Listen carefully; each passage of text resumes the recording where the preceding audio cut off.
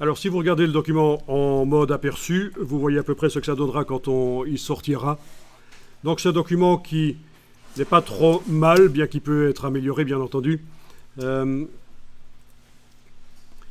Il est assez varié, surtout si vous regardez la page 24 et 25, là. Ça, c'est pas mal, parce qu'on a différentes choses. On voit qu'au niveau des images, ça peut être positionné différemment. D'abord, au niveau du nombre de colonnes. Dans la palette page, il y a deux grilles qui ont été créées.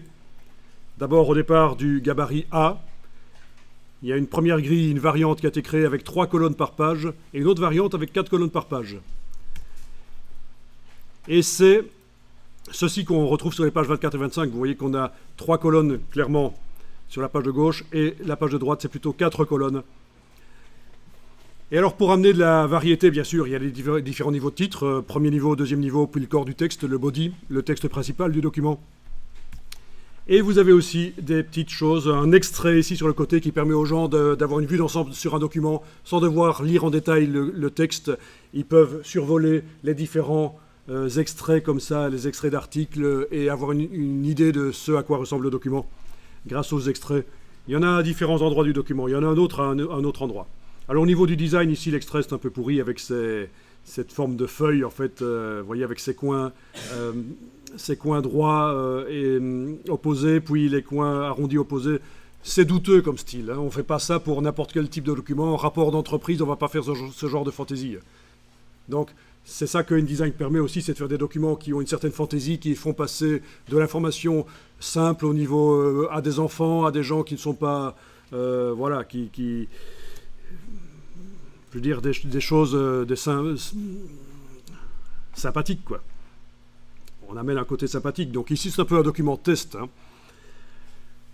Alors, on a ici un chapeau qui recouvre les 3 colonnes. Il est dans son propre bloc. On peut également amener d'autres choses qui vont améliorer peut-être le document. Des choses qui n'existent pas encore, notamment un premier paragraphe qui va être écrit différemment du reste et qui va peut-être être un espèce de résumé, un abstract de ce qui suit. Vous voyez, parce que là aussi, hein, j'ai plein de choses à lire. Peut-être que ce serait bien qu'il y ait un premier paragraphe qui soit différent des autres, et on va voir comment faire ça. Même chose ici, vous voyez. Voilà encore une chose qui, visuellement, peut amener un peu de variété. Ça peut être sympa. Alors, page 24, le texte là, il utilise un style de paragraphe, on va aller voir ça. Donc vous activez l'outil texte et vous allez cliquer n'importe où dans le paragraphe, ici. Est-ce qu'il est accessible? Est-ce que le calque est déverrouillé? Oui, le calque est déverrouillé, parce que sinon, dans la palette des calques, menu Fenêtre calque, Window Layers, vous avez les différents calques et il faut absolument évidemment que le calque qui contient le bloc texte là soit accessible. Donc là, c'est le cas. Donc avec l'outil texte, je clique n'importe où dans le paragraphe et puis je vais aller voir dans la palette des styles de paragraphe. Donc on va dans le menu texte, dans la version anglaise de InDesign, c'est le menu type. Et on va aller voir les styles de paragraphe. Paragraph styles. Donc type, paragraph styles, texte, style de paragraphe. Et voilà, on a un paragraphe, un style. Les paragraphes qui ressemblent à ça ont ce style-là. Alors, si vous voulez, vous pouvez double-cliquer à droite du nom du paragraphe ici pour faire apparaître les styles. Le style, pour faire apparaître les paramètres du style. Du style corps du texte body. Body, c'est entre parenthèses parce qu'on appelle ça comme ça en anglais. Le texte principal dans un document InDesign, ça s'appelle le body text. Voilà, c'est pour ça que je l'ai mis entre parenthèses ici, c'est pour les besoins de l'explication. Ok. Alors, du texte qui colle comme ça de chaque côté de la colonne. Ça a longtemps été réservé aux documents officiels d'entreprise parce que c'est un peu austère. Et les magazines souvent ont utilisé du texte qui est en drapeau, aligné à gauche. Alors vous pouvez tester si vous voulez. Vous êtes en train de modifier le style corps du texte body, pas de problème. Vous pouvez cocher la case aperçue en bas à gauche. On va aller dans retrait et espacement. Et à la place de justifier à gauche, vous allez pouvoir faire aligner à gauche. Voilà. Donc longtemps, dans les magazines européens en tout cas, on avait du texte en drapeau comme ça. Vous voyez, ça s'appelle le drapeau, vous comprenez pourquoi, c'est comme un drapeau. Hein. Alors que dans les magazines américains, nord-américains, le texte justifié, on le rencontre depuis très longtemps. Les magazines européens, maintenant, de plus en plus, font du texte justifié aussi. Il faut savoir, donc il y a une tendance, il y a quelque chose qui a changé au niveau de la manière de mettre en page.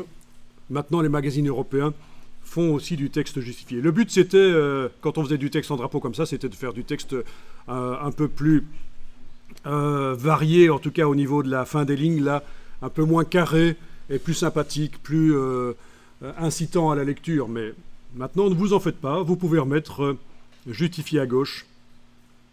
Alors, si vous avez justifié ici, ça veut dire justifier toutes les lignes, y compris la dernière. Ça, c'est pas bon. Donc, on fait justifier à gauche. Ça veut dire que la dernière ligne, elle est à gauche, comme vous le voyez. Si vous avez des questions, n'hésitez pas. Alors, l'erreur que beaucoup de personnes font quand ils font du texte justifié, c'est qu'ils ne modifient pas les paramètres de justification. Ici, vous avez, si vous regardez le texte justifié, qui colle donc à gauche et à droite, puisqu'on a été remettre ici dans retrait espacement, on a été remettre justifié à gauche, le texte justifié, il fait bloc, je veux dire, il n'y a pas de lézarde blanche, on dit que le gris typographique est valable. D'accord? Et ça, c'est uniquement parce qu'on a autorisé InDesign à avoir de la souplesse. Normalement, quand on fait du texte justifié, pour arriver à faire coller les mots à la fois à gauche et à droite d'une colonne, InDesign fait varier l'espacement entre les mots. Les espaces entre les mots sont plus ou moins grands. Là, on lui a dit, tu peux faire plus, tu peux aussi faire varier l'espace entre les lettres. Et ça, on l'a fait par justification ici. Donc ça, c'est un des plus grands secrets dans InDesign. C'est pas vraiment un secret, quand on étudie un peu InDesign, on le sait, mais ceux qui n'ont pas étudié InDesign font du texte un peu pourri dans InDesign. Surtout que quand ils font du texte justifié, ça se voit tout de suite, c'est pas génial. Parce qu'ils ont oublié d'aller changer ici les choses à justification. Donc quand on a du texte justifié, qui colle donc à gauche et à droite de la colonne, il faut aller ici modifier les choses, il faut autoriser que l'espace entre les lettres puisse diminuer à 90% ou augmenter à 110%. Ça, normalement, d'office dans InDesign, c'est à 0. Il ne fait que l'espace entre les mots. Là, on lui a dit, tu peux faire aussi l'espace entre les lettres. Et en plus, ici, on lui a dit, tiens, tu peux aussi descendre à 90% la largeur des caractères ou les augmenter à 110%. Parfois, on vous dira qu'il ne faut pas faire ça pour des raisons techniques, mais si on ne vous le dit pas, discutez avec la personne qui va finaliser votre document, le technicien.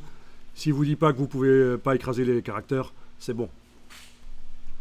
Dans tous les cas, il y a de toute façon des solutions pour arriver à sortir la chose sur le papier, d'une manière ou d'une autre.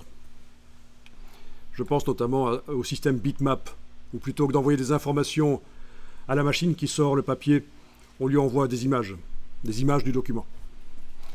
Mais bon. Alors, ce que je vous propose de faire ici, c'est de scinder le paragraphe parce qu'il est un peu trop long. On va aller mettre le curseur texte devant, par exemple, ce mot-là. D'accord? Juste après un point. Vous le voyez? Ok, vous enfoncez la touche retour chariot sur le clavier. Et voilà. Donc la grosse touche entrée au milieu du clavier. Ça vous a créé un paragraphe. Si on revient en affichage normal, on voit la balise de fin de paragraphe qui est là. Pas de problème. Tiens, il y a un petit espace, c'est pas grave, on peut l'enlever. C'est pas un drame. Ok. Et donc, ce que je vais tester ici, c'est que le premier paragraphe, là, soit différent des autres, parce qu'on va supposer, parce que c'est pas vraiment comme ça dans le texte, hein, c'est du copier-coller de Wikipédia ici, mais on va supposer que le premier paragraphe va être une espèce de résumé de ce qui suit, en fait. Donc, essayons ça. Vous allez sélectionner la totalité du paragraphe ici, avec l'outil texte, y compris la balise. Si vous êtes en affichage normal, vous voyez la balise, il faut la sélectionner aussi. C'est une erreur habituelle dans InDesign. Quand on modifie un paragraphe, on oublie de sélectionner la balise, et puis on se retrouve avec des espaces interparagraphes ou la dernière ligne du paragraphe qui n'a pas le bon interlignage, et on se demande pourquoi. InDesign bug. Vous savez que les bugs se situent entre l'écran et le dossier de la chaise, hein. C'est un truc assez connu. Généralement habillé en t-shirt et en jean.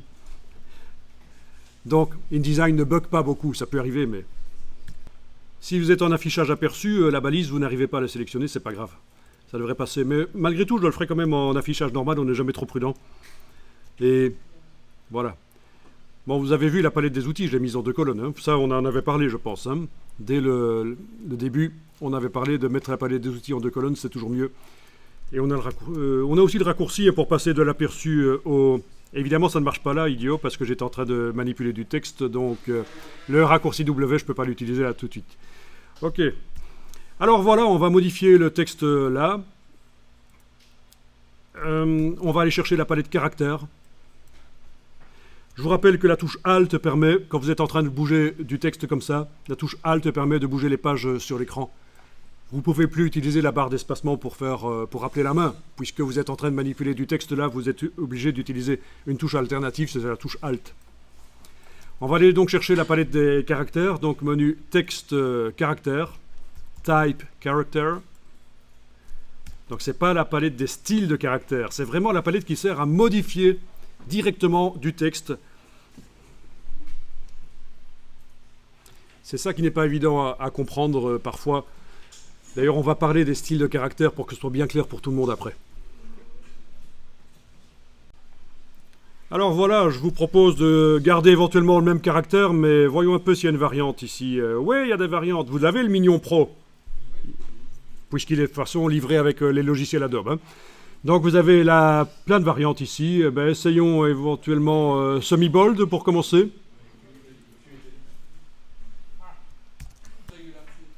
Vous n'avez que italique ou régular, mais quelle misère. Bon, écoutez, puisque vous n'avez que italique ou régular, je vais le mettre en italique, hein, voilà, je vais être sympa avec vous.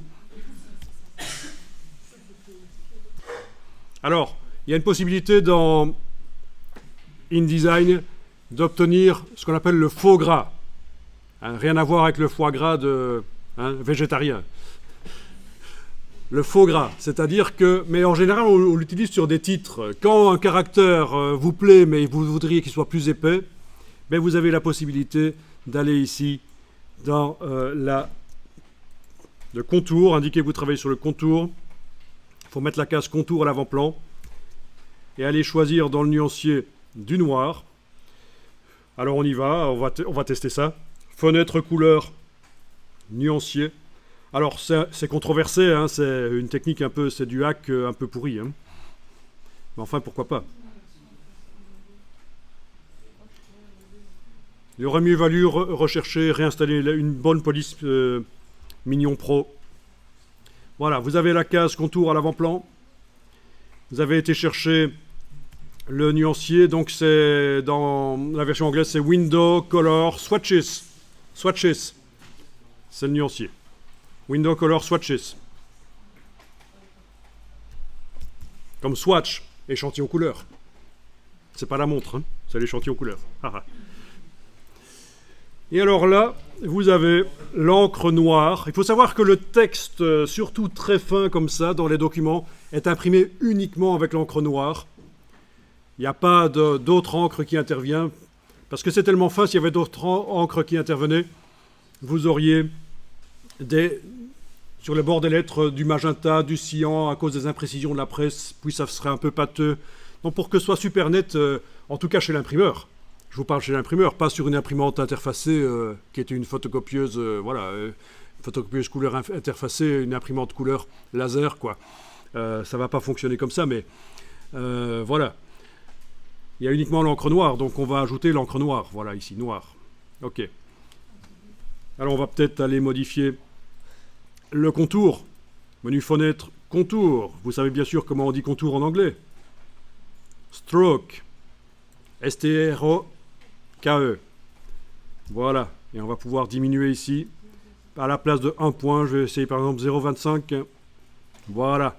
Et qu'est-ce que j'ai à ce moment-là? Malgré que dans la police de caractère que je trouvais super sympa, il n'y avait pas le bold. Enfin, chez moi, si, il l'avait, mais on imagine que vous avez une police de caractère super sympa, vous voulez l'avoir un peu plus épais, vous pouvez éventuellement faire ça. Le faux gras. Voilà. Alors, on va enregistrer le document parce qu'on n'est jamais trop prudent. Donc, vous allez enregistrer dans le dossier d'aujourd'hui. Vous enregistrez. Donc, voilà. On va renommer. Je vais l'appeler 139. Enregistrer.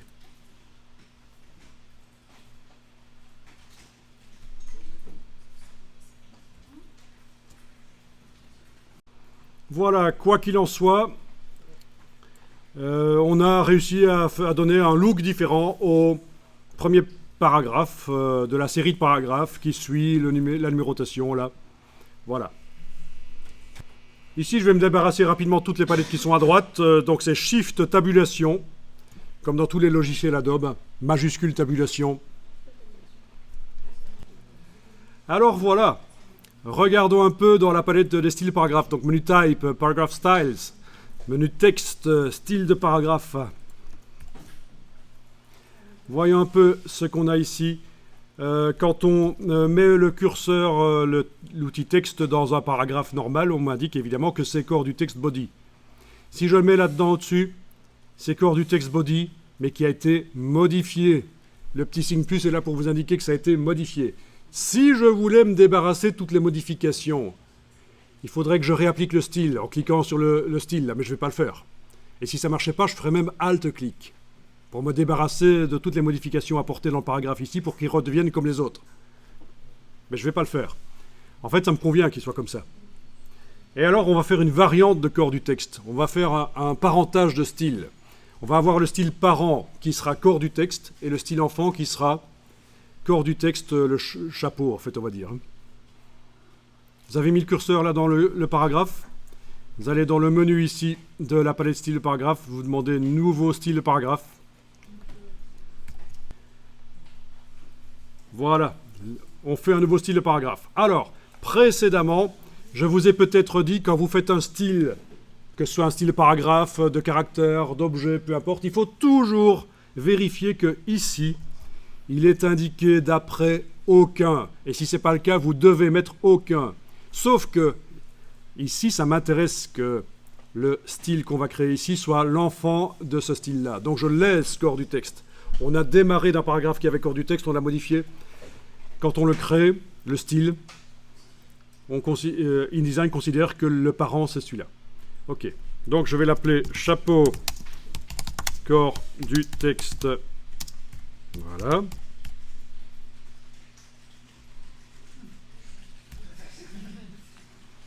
Vous pouvez cliquer sur OK. Ah oui, vous pouvez même cocher ceci, si, apply Style to Selection, si vous voulez que le style s'applique au paragraphe qui est actuellement, dans lequel se trouve actuellement le curseur. Voilà, mais sinon, si vous n'avez pas coché ça, c'est pas grave. Il suffit, après avoir cliqué sur OK, d'aller manuellement, en ayant le curseur n'importe où dans ce paragraphe, l'appliquer ici.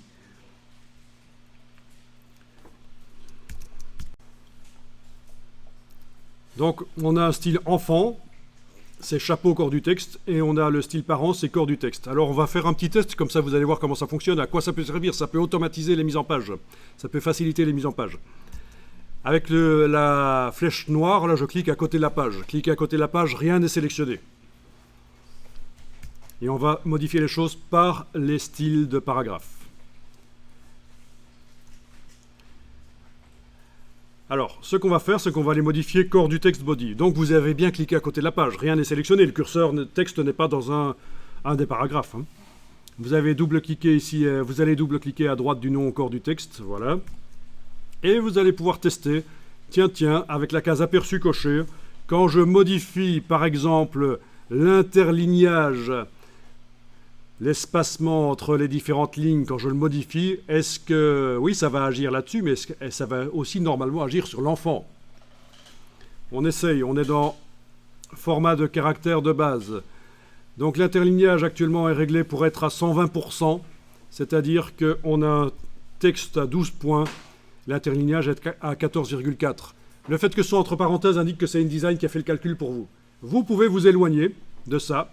Voilà, je passe à 15. Il n'y a plus les parenthèses parce que ce n'est pas un calcul de InDesign. C'est vous qui avez choisi 15. On va encore augmenter. Je vais passer à 16, 17, etc. Alors, ce sont des choses qui se voient dans les publications. Des interlignages assez importants comme ceci, ça donne un côté agréable pour la lecture. C'est aéré. Évidemment, pour faire un livre, il faudra peut-être 300 pages au lieu de 200. Voilà, c'est le genre de choses, forcément, ça, si on a un texte de longueur définie, plus on joue comme ça sur l'interlignage et qu'on le fait bien espacé, plus il faudra ajouter de pages. Mais ça, il faut y penser. Il faut faire des tests d'ailleurs. Quand vous faites une publication, faites des tests pour voir. Et ça, c'est intéressant. Alors, voilà, je repasse à 18.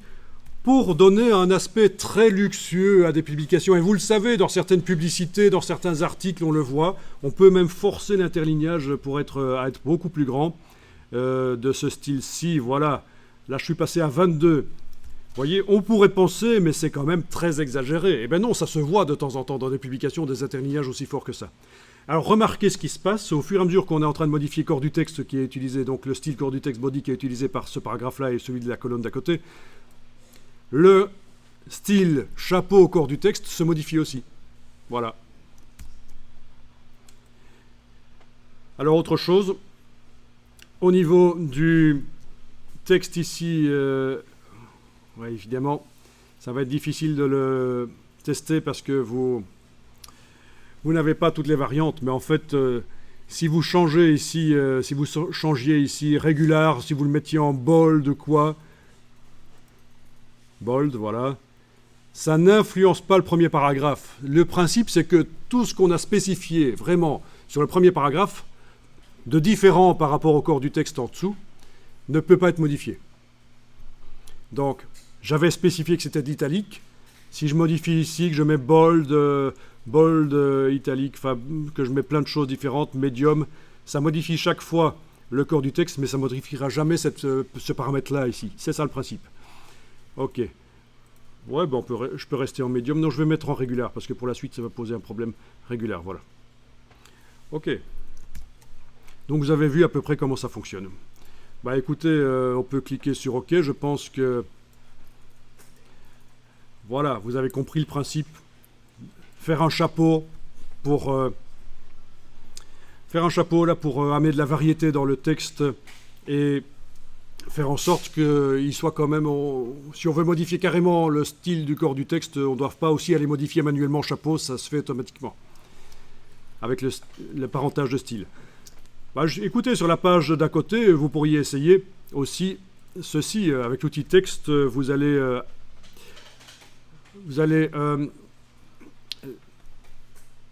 voilà, faire seulement peut-être par exemple seulement les premières lignes ici. Donc je clique là, je fais retour chariot.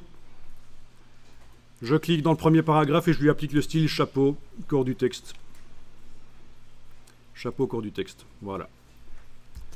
Donc voilà le principe, une fois que le style est fait, il est applicable partout et que si on veut le modifier, en n'ayant rien sélectionné, on ira le modifier, ça va modifier partout, c'est le principe du style comme dans Microsoft Word.